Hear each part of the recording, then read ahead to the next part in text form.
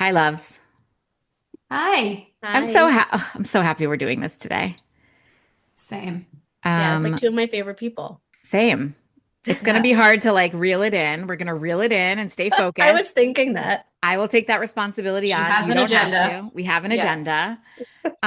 We are doing this is going to air during Surrogacy Awareness Month. So obviously, I have the two best people here to talk about this.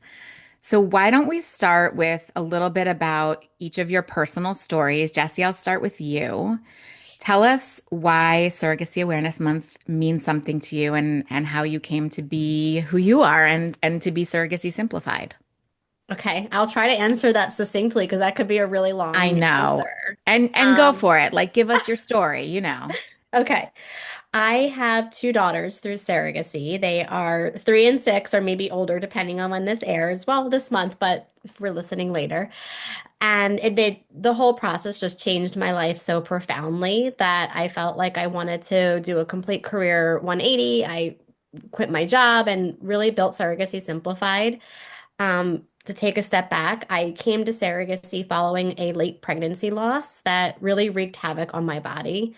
It took years of surgeries and treatments and figuring out what's wrong with me to sort of decide to pivot to surrogacy. And even then, I was in this gray area. Fast forward, I went through two surrogacy journeys and just felt like this process is insanely complicated, expensive, confusing, isolating, and really felt as though there's so many wonderful agencies out there, over 700 to be exact, that we didn't need another one to enter the space. But I wanted to create a community for people to connect and meet one another, and then really support independent journeys in a way that didn't quite exist, and also give some decrease the overwhelm really for those pivoting towards an agency as well. Mm, amazing. And Carly, let's hear yours and then we'll go back to some of these smaller points. Carly, Joseph, tell us how you became a concierge surrogacy provider as well. Yes. I had a very long fertility struggle, 8 rounds of IVF, 4 transfers, blah, blah, blah, all the things. Wasn't really clear that like I wouldn't get pregnant, but felt like we had to try something different. Ultimately decided to work with a surrogate. Well, spoiler alert, I have 2 kids. They are twiblings, as people like to say, but I don't know why I like don't like that word. But I kind of like to see people like squirm a little when they're like, "How old are your kids?" And I'm like, 14 and 18 months. And they're like, hmm. Um, so my surrogate miscarried twice. We found another surrogate, and then they ended up being pregnant at the same time. And my daughter, who was born second, came early. So um, we are busy. I decided not to get pregnant after that. And I felt like the journey kind of like became my entire identity over the years, both the fertility piece and the surrogacy piece. And I found myself on the phone constantly with like friends of friends of friends, kind of like informally coaching people through like how do you start the process of finding a surrogate because there isn't really like a resource out there that's clear for people to figure out where to start and what the roadmap is. So I decided to start consulting and helping people match in a better way. And essentially, the way that I do that is through having relationships with agencies. I go out to several agencies to sort of widen the pool of candidates for my clients as they look for a surrogate. And then, of course, offer support and guidance through the entire process for them. So, what questions to ask, how to prepare for a match call, helping them identify other people on their team, like lawyers, how to like manage the relationship with the surrogate in a way that's going to be healthy and respectful to both sides. So a little bit of everything. Yeah, that's kind of what I do. Let's talk about agencies for a moment. I think I can tell you, people who know my story know we did not use a surrogate, but we were very close. And we had gotten really lucky where somebody was like, "Oh, I know somebody that's always wanted to be a surrogate, and we're going to connect you with them." And I was like, "Oh my God, this is amazing. We can bypass the entire agency process, which is so much more expensive." And then, of course, the surrogate bailed on us, which had I gone through an agency would not have happened. So, can we talk about what you each see as the pros and cons of working with an agency? And do you exclusively work with agencies? Do you recommend that you exclusively work with an agency? How do you each feel about that? I can go first because it's quicker for me. I only work with agencies. I support agency-led journeys. Um, I'm pro agency because to me, the biggest lift in the entire process is the recruitment and screening of the surrogate, which I am not frankly qualified to do. The agency, in my eyes, is responsible for first bringing that candidate into the consideration pool. And that means they have looked into her medical background, her personal background, her lifestyle, making sure she is suitable to take on all of the various burdens of the journey. So that's kind of come off my plate. Jesse, how do you feel about it? I would say for like, I think each approach has their pros and their cons. And like, I'm in 100% agreement with Carly on the advantages of an agency. One of the reasons I love independent journeys so much is because surrogates' compensation is on the rise. And don't get me wrong, they deserve every penny. But with that being said, sometimes something's got to give. And there's also many people that have a family member or a friend, like you mentioned, in their life that comes forward and is willing to carry. And in that instance, it's really great to be able to offset the agency costs because it can be tens of thousands of dollars. For those listening, usually 30 to $50,000 is an average range that we're seeing. That's So just the agency fee. correct. So that's not including compensation and, health insurance, legal, psych, clinic fees throughout the process. So I think that there's, to Carly's point, right, if you're going to go independent, finding how you're going to meet that surrogate's really crucial. I personally met mine through social media, and people feel all different sorts of ways about that. And I think it's also, if you're going to go independent, I don't want people to take away that we're going to do any of this, we're going to miss any of the steps to save more money. Like it's just strictly saving on the agency fee, but she needs to be screened and vetted in a very similar manner. Do the lawyer, so on all surrogacy journeys, both sides need a lawyer, yes? The Yes. intended parent, meaning the parent who's going to receive the baby ultimately, and the gestational carrier, the surrogate. Do the lawyers come with a checklist of things no matter what? So you still have to go through each of those processes, whether the agency is there or not? Or is it sort of like if you are not necessarily working with an agency, you can do some of the things, but not all of the things? Who decides what has to get done? Um, if I'm following your question correctly, in term like who needs to do what in terms of like the contract and like Yeah. how the journey will go, is that what you're asking? Hmm. Um, so the answer in terms of who decides, I would say ultimately is like the parent and the surrogate, and it's a compromise and a negotiation to some extent. Usually not that much of a negotiation. I think, the stuff that is in a contract and that people agree to or disagree on, most of it's pretty standard and like expected by both sides before starting that. I don't think that whether you work with an agency or not has much bearing on like what the requirements of the contract are. It's possible that in an agency, agreement, agencies may, like to have their surrogates request certain things as like standard practice. But from my experience of what I've seen, it's usually the attorneys that are making those recommendations on behalf of their clients. And in consideration with what the state that the surrogate resides in and the laws in that state. So that's going to sort of dictate to how the contract's written. So, like, I'm thinking even like maternity clothes. I think if you go with an agency, I think maternity clothes is a standard provided by either I guess financially provided by the intended parents so that the person carrying has clothing to wear. Is that something that if privately, what if the surrogate doesn't think about that, right? And then all of a sudden they're like, shoot, I need maternity clothes. What happens?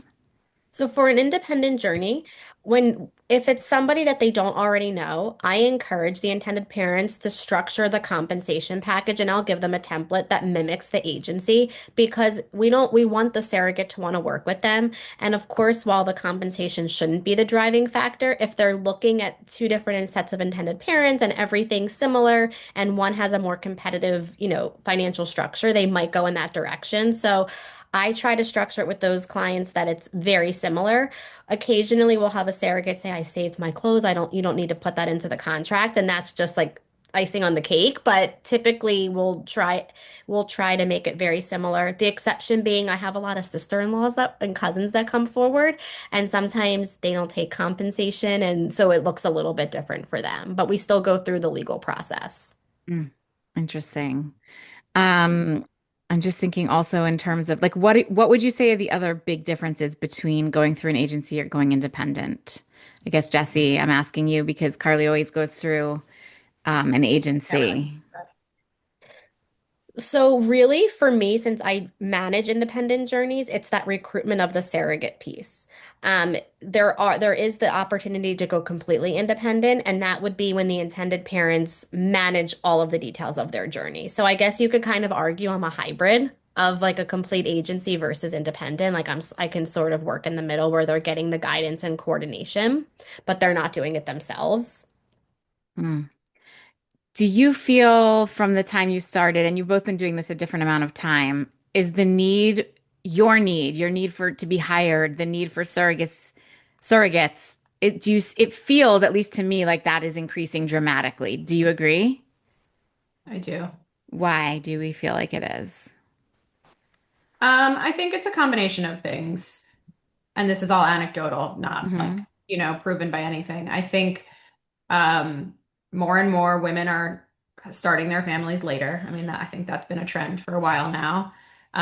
Because of that, like, and I don't think it's just because of age. I just think if you're not starting looking into your fertility until later, you may not discover things happening in your body until later. So, like, I probably had endometriosis for many, many years. I think I never had any symptoms until I tried to get pregnant. In hindsight, maybe I did, but I didn't even know what endometriosis was. So, like, things like that, I think are delayed, and then you deal with them, and then that takes time. I think surrogacy as a concept is like, I mean, on one hand, there's a lot of bad press about surrogacy, and that is, another issue, but I think it's being just talked about more and somewhat more normalized. And so that conversation kind of coming into sort of like the norm of the cultural conversation, I think makes people be like, oh, like maybe this is a more reasonable option that I can like potentially consider. Um, so yeah, I think it's just it's a combination of it, like yes, increasing in popularity, but also being talked about more, being more a little bit more accessible. Not it's still not really accessible, but yeah. Hmm. What do you think? Did we miss anything, Jess? No, I think, yeah, I'm in agreement. I think it's just being talked about more, being greater accepted. And yeah, just so many people. And recently, this is also anecdotal. I've been meeting so many cancer survivors, Mm, like so much more than I've been in business for 3 years, and even like I feel like such a jump from when I launched. interesting. Yeah, I've heard a And couple of those too, like fertility preservation kind of thing. Yeah. interesting because I feel like the cancer survivors, did they freeze embryos as well or eggs? So they need both. It depends. I would say the majority of the ones that come to me did fertility preservation before Preservation. they began their treatment. Wow. I've seen both. Yeah. And then need a carrier because they've done the treatment at that point. So interesting. I mean, that's like to me the miracle of this process, you know? Mhm. Yeah. I want to talk about, the surrogacy in the news. Like, I want to talk about so much of that because there are so many myths out there. And I guess I should say there are so many myths, and there are so many myths that maybe aren't myths, that are truths that just get a lot of judgment. That this is transactional, that the surrogate is treated poorly, that I don't know. Let's talk about all of them and then let's dissect them because some of them are true. And I feel like we rush to say they're not true, and they might be. And I think it's really more about how we interpret them as a society, not as much about pretending they don't exist. So let's talk about what are like some of the biggest ones. I mean, I'm thinking about Megan Trainor. Let's start with the Megan Trainor myths. What came out? She just had her third baby via surrogate. What were some of the myths or negative things that were said about her when that happened? The first thing that comes to mind to me is that people were mocking the image of her crying with her child. Like, how could she be crying? She didn't go through delivery. Mm, And it was just so shocking to me. Like, why wouldn't she be so happy to be Yes. connecting and bonding with her baby for the first time? Right. That is a big one. That is like infuriating, actually. That I was just so surprised. Like I could have seen them saying like the typical she didn't want to stop her career or lose her body, which aren't true, but like those are the more typical celebrity myths we see. But the crying because she was bonding with her baby like was really a shock. Yeah, that is a shock. What else came up for that one? I think, and this will touch on some of the things that you said too. I think that like the headline there was that, celebrities are opportunistic, and kind of take advantage of the opportunity that they have to use us to work with a surrogate. And I think like anything in life, and this might seem like a hot take, but like yeah, it is true that like surrogacy is not accessible for most people. And same with fertility treatment, honestly, for the most part. That doesn't mean that people who can afford it or have access to it shouldn't use it. Right. Um, there's, first of all, like nobody knows the inside, of anyone's life and circumstance, why they choose to work with a surrogate or a donor or whatever it is they decide to do to build their family. And frankly, if the reason is just that they want to and they want to explore that and they can afford it and they treat everyone involved with respect, there's nothing wrong with that. Uh, Hmm. so I think it's like less even about a myth to your point. Like, yeah, some of this stuff is true. This stuff exists. I think it's more about like what does it mean and like how we evaluate it and judge it, like it's kind of like saying like someone who's really rich shouldn't have a mansion or 10 cars, maybe that's not the choice that you make, but if they have the money to support it, I don't think that there's anything wrong with it. Yeah. Uh, I think where things go wrong is where human beings are treated poorly or taken advantage of. And I think like the myth there to debunk is that not that like surrogacy does not imply that. Like just because somebody is paying somebody to carry their baby for them does not mean that they're being taken advantage of. I think there's a lot of myth around like surrogates are well educated about what to expect and they're educated about what the process is that they're entering into and they're agreeing to it Hmm. and they're well compensated and taken care of. In most cases, that's what you hope for. Which also, I think if they're doing it for the money, I don't think there's anything wrong with that either. No, If somebody was like, you have an opportunity to make $60,000 by using your body if you want to, why shouldn't that be my decision to do? exactly. It provides, yes, it might be transactional, but it provides a benefit on both sides. And I think it's just so odd to me that people judge that so harshly.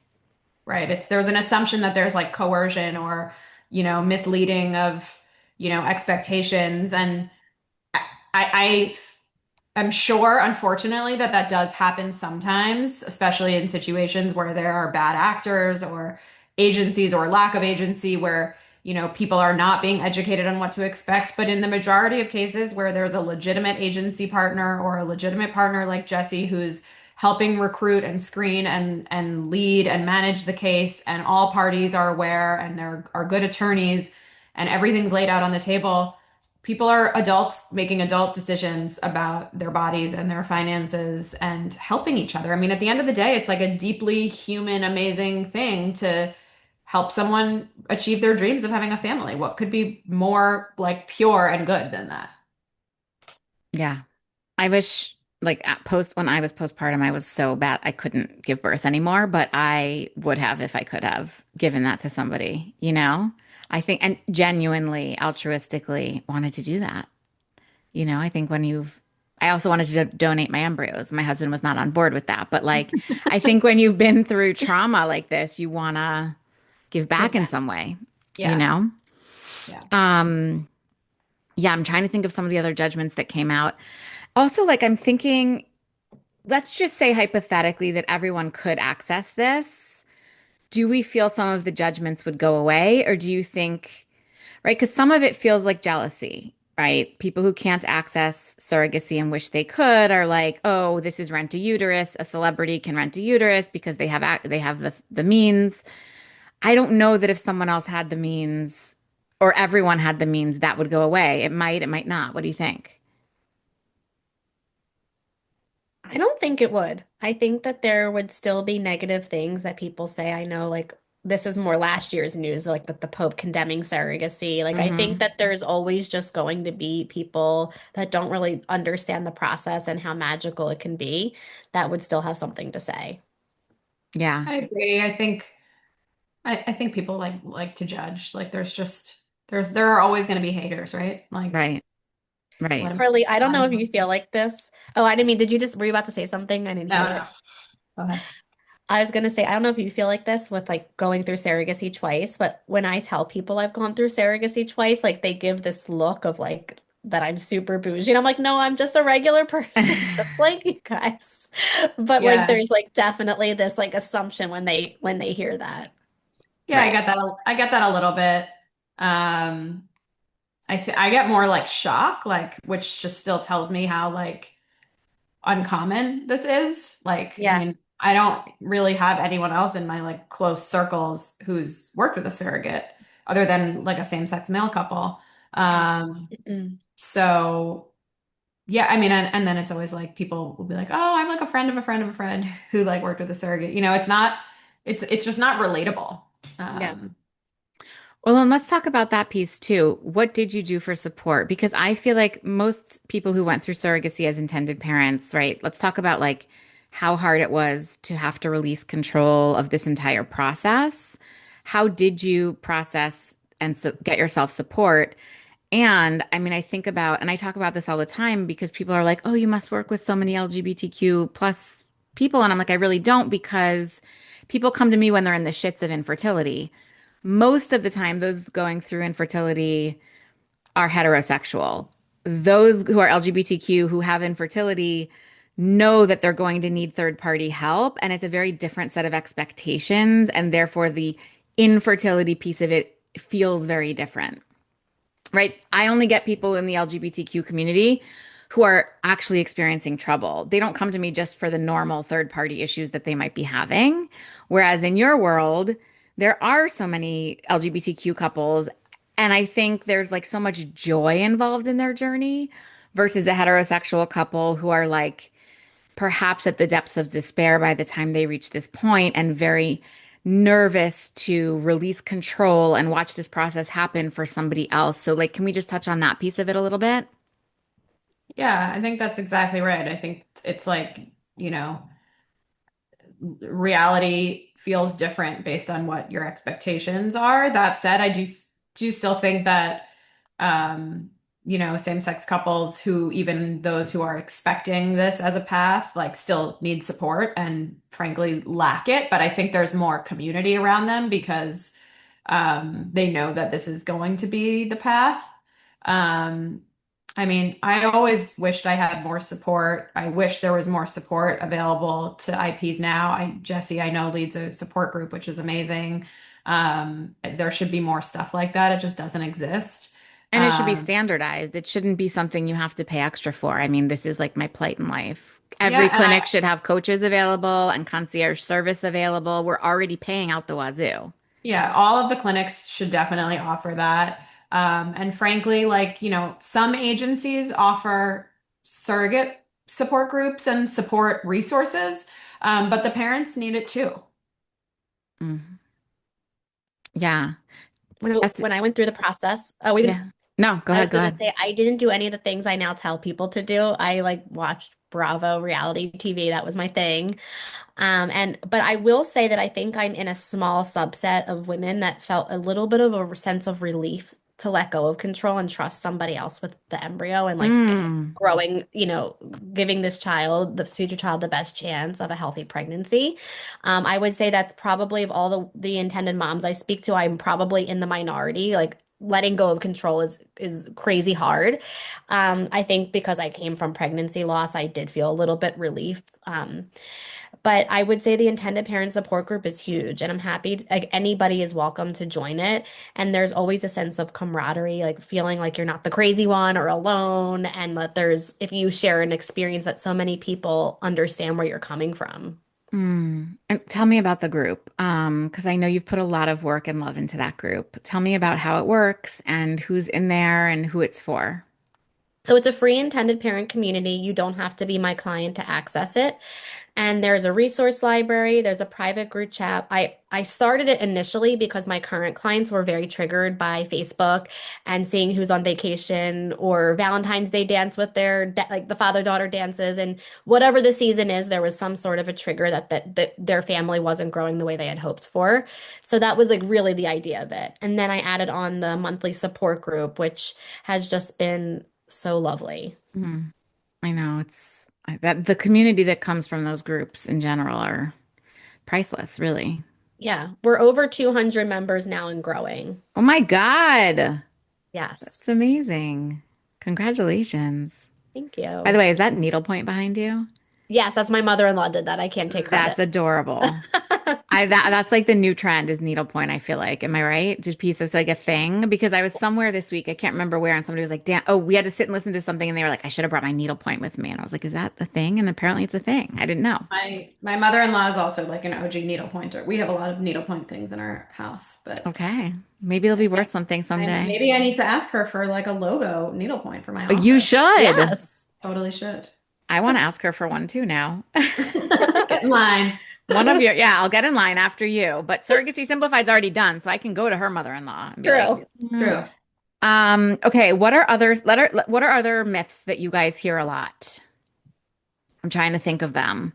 I mean, you said Um, earlier that surrogacy is transactional, and I think I would say generally that's a myth. I think 90+% of the cases I see with my clients and the surrogates that I meet in the various journeys that I'm helping with, both sides want a relationship. They mhm, want a bond with this person. Typically, they want it to be organic. Like, I don't think most people, surrogates and IPs included, have like specific expectations for what that relationship will look like, but they want some type of relationship. Um, in very few cases, I've seen situations where the parents want it to be more transactional, but frankly, I've also seen surrogates who want it to be a bit more transactional mm, and like, kind of want to like maintain their life. They want to do this for someone for all the right reasons, but like, they're just more comfortable for whatever reason, having it be a bit more emotionless or detached. And similar to like what we were saying before, like I don't think that that's an inherently bad thing. It's just a different thing. mhm. Again, if everyone is aligned and aware of what the expectations are and what they're signing up for and what the sort of like guardrails for that relationship look like, then what's the matter with it being more transactional if everyone involved wants it to be? So, yeah, I think it is way more rare than, the cultural conversation would like lead you to believe, but it does happen. And I don't think that it is a um such a binary, like one is good, one is bad kind of thing. Do you find that people, because I think one of the other myths is the surrogate's not going to want to give up the baby. That's like a very antiquated and still relevant myth that people who are not in this world, I think. Does that ever play in reality? Ever? No, it's actually funny you say that because a lot of the ways I communicate with intended parents and surrogates for updates is a group text. And I texted them last night, congrats, your parentage is granted. And the intended parent wrote back, I don't want to say the names, I'm just going to make one up. Like, Susie, you can't keep the baby now. And she wrote, I don't want it. Like, Yeah. it's just like, and Just like a given. yeah, and it was just like a Yeah. funny exchange. But, I didn't even think of that as a myth. Like that didn't even pop in my head because that's just so old school to me. But So you're old absolutely, school. but it's because I'm Yeah. living and breathing this every day that like I just feel so far removed from that myth. Right.